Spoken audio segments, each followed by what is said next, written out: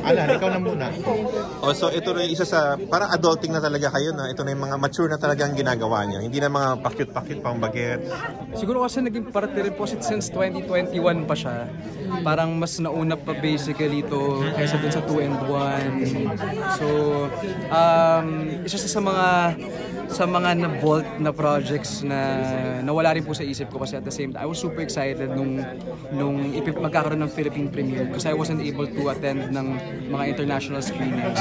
But I'm very grateful na ngayon ine-air na siya, binibigyan na ng time, and which is super na-enjoy ko watching it. Mas matindi pa rin naman siyempre yung 2 and 1. Tapos ang laki na rin ng narating ni Cedric from 2 and 1. Super proud of him.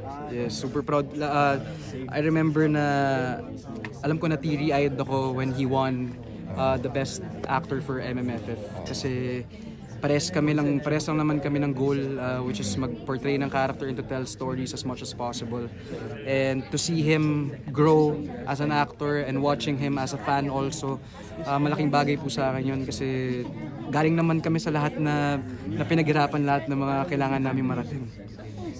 Paano mo pagkukumparahin yung threesome mo sa 2 and 1 tapos yung dalawa mong naka-threesome dito na dalawang with Sue, yung another with ano?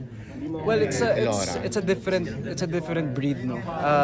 Siguro it's more of, well, different story, different setup, different situations, which is basically I love doing. Hindi naman po ako tumitingin lang sa mga like sa sex scenes and stuff, but it's more of the story. Mas importante yung story, which is kung ano ikukwento namin at ipapahayag sa mga tao. Iba yung mga madami daw natanggal na eksena si Coco. Yung sa'yo ba? Anong naalala mo mga natanggal? Kasi first time mo napanood mo.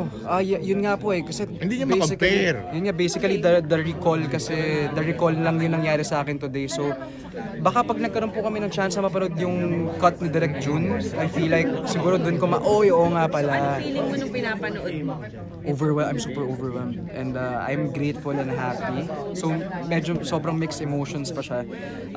Pero at the same time, pag-uusapan pa namin nila Coco yan kasi si Coco kasi ilang beses na napanood pero I'm excited to have a talk with my fellow castmates and yung production.